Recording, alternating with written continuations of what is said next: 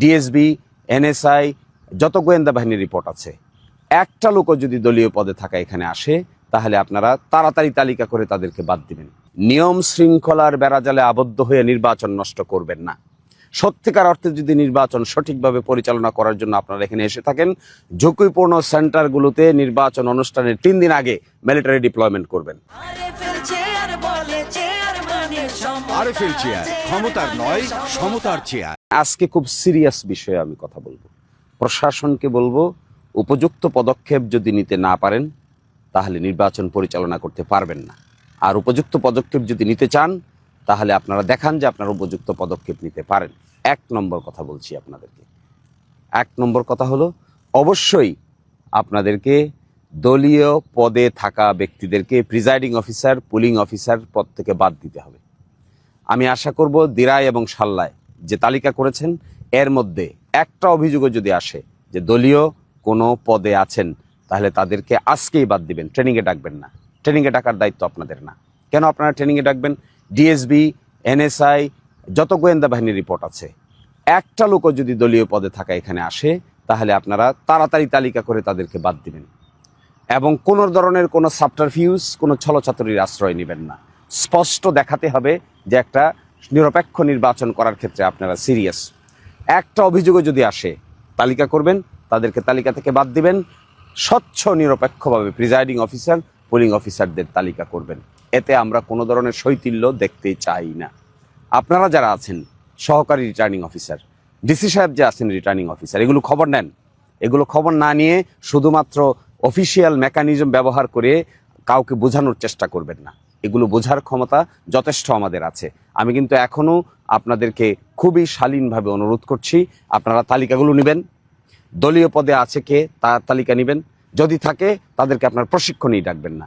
আর গোয়েন্দা বাহিনী, যদি আপনারা এগুলো বের করতে না পারেন তাহলে গোয়েন্দা বাহিনীর দায়িত্ব দিয়েছে কে আপনাদেরকে? এগুলো থেকে তাড়াতাড়ি সুস্পষ্ট পদক্ষেপ গ্রহণ করুন। দ্বিতীয়ত, সিসিটিভি ক্যামেরা দিন। ঝুঁকিপূর্ণ সেন্টার তালিকা করেছেন, সিসিটিভি ক্যামেরা বসবে।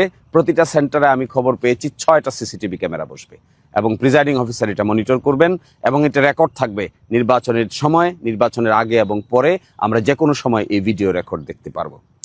আর একই সাথে আপনারা পুলিশ যারা দায়িত্বে থাকবেন তাদেরকে আপনারা বুক ক্যামেরা দিবেন, যেন কে কি করছে না করছে এটা পরিপূর্ণ রেকর্ড থাকে।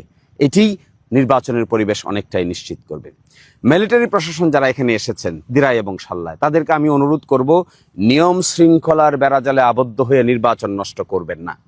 সত্যিকার অর্থে যদি নির্বাচন সঠিকভাবে পরিচালনা করার জন্য আপনারা এখানে এসে থাকেন, ঝুঁকিপূর্ণ সেন্টারগুলোতে নির্বাচন অনুষ্ঠানের 3 দিন আগে মিলিটারি ডিপ্লয়মেন্ট করবেন। আপনাদের লোকসংখ্যা কম আছে তা আমি জানি, কিন্তু ঝুঁকিপূর্ণ সেন্টারের সংখ্যা কিন্তু বেশি না। এই ঝুঁকিপূর্ণ সেন্টারগুলোতে অন্ততপক্ষে 3 জন সেনা সদস্যদেরকে আপনারা এখানে মোতায়েন করবেন। স্ট্রাইকিং ফোর্সে দূর থেকে যাবেন। কে আপনাদেরকে খবর দিবে? কখন খবর দিবে? কখন আপনারা যাবেন? এটা দুর্গম এলাকা, এক জায়গা থেকে আরেক জায়গায় যেতেই সময় চলে যায়। ফেরি পারাপার আছে, গোদারা পারাপার আছে। এগুলোকে আপনারা আমাকে কেউ কেউ বলেছেন সাবস্টেশন করবেন, করেন সাবস্টেশন করাতে আমাদের কোনো আপত্তি নেই। আপনারা একটা সেন্ট্রাল স্টেশন করেন, সাবস্টেশন করেন। এরপরে এই অঞ্চলের মিলিটারি কমান্ডিং দায়িত্বে যারা আছেন তাদের দৃষ্টি আকর্ষণ করছি আমি। আপনারা যারা শান্তিগঞ্জ থেকে এগুলো নিয়ন্ত্রণ করার জন্য আসছেন, শান্তিগঞ্জ থেকে দেখবেন। দিলাই থেকে যারা নিয়ন্ত্রণ করতে আসছেন সেই মিলিটারি কমান্ডার দিলাই থেকে দেখবেন। সাল্লা থেকে যে নিয়ন্ত্রণ করতে আসছেন সেই মিলিটারি কমান্ডার সাল্লা থেকে দেখবেন বলে আমি আশা করি। আপনারা সাবস্টেশন বানান, আমাদের কোনো আপত্তি নাই। কিন্তু ঝুঁকিপূর্ণ বা অতিরিক্ত ঝুঁকিপূর্ণ হিসেবে অল্প কয়েকটা সেন্টার আপনারা তালিকাভুক্ত করেছেন। ওই সেন্টারগুলোতে অন্তত 2 জন 3 জন মিলিটারি হলেও নির্বাচন অনুষ্ঠানের 2 দিন আগ থেকে, অর্থাৎ 10 তারিখ সকাল 7:30টা থেকে আপনারা সেখানে অবস্থান গ্রহণ করুন। আপনাদের এই ঝুঁকিপূর্ণ সেন্টারগুলোতে অবস্থান গ্রহণ করার মেসেজ সারা দিরাই সাল্লায় ছড়িয়ে যাবে যে নির্বাচন সঠিক অনুষ্ঠান করার ক্ষেত্রে আপনারা really sincere, really you are sincere. বিভিন্ন জায়গায় বেশ কিছু থ্রেটের ঘটনা আসছে। আমি জানি না সহকারী রিটার্নিং অফিসার যিনি আছেন, 2 থানার 2 টিওনো সাহেব আছেন, ওসিরা আছেন, আপনারা অভিযোগ দিলে ব্যবস্থা নেবেন এই কথা বলে থাকেন। আপনাদের যে মনিটরিং টিম আছে, আপনাদের যে ম্যাজিস্ট্রেসি ক্ষমতা আছে, ম্যাজিস্ট্রেসি ক্ষমতা ব্যবহার করেন না কেন? সুমোটো দায়িত্ব পালন করেন না কেন? কে যে আপনার বাড়িতে খালি বারবার অভিযোগ দায়ের করবে? কারণ মানুষের কোনো কাজ নাই যে বারবার গিয়ে আপনার বাড়িতে গিয়ে অভিযোগ দায়ের করবে তারপরে আপনি পদক্ষেপ নেবেন? জানেন না যারা থ্রেট দেয়, যারা থ্রেটের রাস্তা অবলম্বন করে, তাদের নাম প্রকাশ করতে মানুষ শঙ্কাবোধ করে? আপনারা সুমোটো পদক্ষেপ গ্রহণ করেন। কিছু অভিযুক্ত পড়েছে যে কারা থ্রেট দেন, কারা কিভাবে কি বলেন, দেশে থাকতে পারবে কি পারবে না এই কথাও বলেন। এই সমস্ত নির্বাচনের পরে দেখে নেবেন, এই সমস্ত কথা বলেন। এই সমস্ত কথায় এই গন্ডামির সময় কি এখন? এই গন্ডামি করে নির্বাচন করা যাবে? 2026 সালের নির্বাচন কি গন্ডামি নির্বাচন? 2026 সালের নির্বাচন ফ্রি, ফেয়ার, ক্রেডিবল নির্বাচন। এখানে থ্রেট দিবে আর আপনারা বসে বসে থাকবেন, তাহলে প্রশাসনে কি দায়িত্বটা কি আপনার? কি দায়িত্ব আপনার? দায়িত্ব পালন করে দেখান না। নখদন্তরহীন বাঘ হলে তো আপনাকে কে ভয় পাবে? আপনি যান ফিল্ডে গিয়ে দেখেন, মানুষকে জিজ্ঞাসা করেন ছদ্মবেশে, গোয়েন্দাদেরকে ফিট করেন, গোয়েন্দা বাহিনীকে ফিট করলে বুঝতে পারবেন কে কোথায় কাকে ধমক দিচ্ছে। এবং এগুলো যদি পদক্ষেপ নিতে না পারেন তাহলে নির্বাচন অনুষ্ঠান করতে পারবেন না। কথা স্পষ্ট। নির্বাচন করতে চান, নির্বাচন করার মতো করবেন। নির্বাচন করার ক্ষেত্রে আপনি কোনো ধরনের কোনো ছলছাতুরির আশ্রয় নিজেও নেবেন না, কাউকে নিতেও দিবেন না।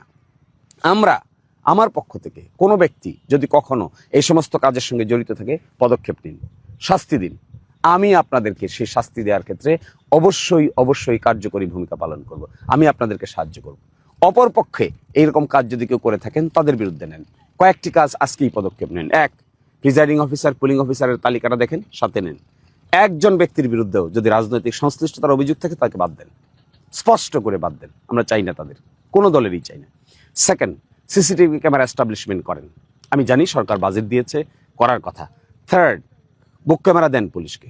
ফোর্থ, মিলিটারি প্রশাসনের সঙ্গে বসেন, সমন্বিত, ঠেলা ধাক্কা করবেন না।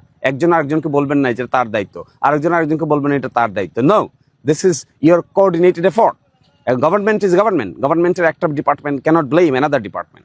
বলতে পারেন না military is also under government, military is also under government, civil administration also under government. আপনারা যেগুলোকে, আমি ডিসি সাহেবকে বলবো আপনি রিটার্নিং অফিসার, আপনি এইভাবে পাশ কাটিয়ে যাবেন না। আপনি সুনির্দিষ্ট পদক্ষেপ নিয়ে বলেন ঝুঁকিপূর্ণ সেন্টারগুলোতে আপনারা মিলিটারি 3 দিন আগে থেকে 2 দিন আগে থেকে দিবেন।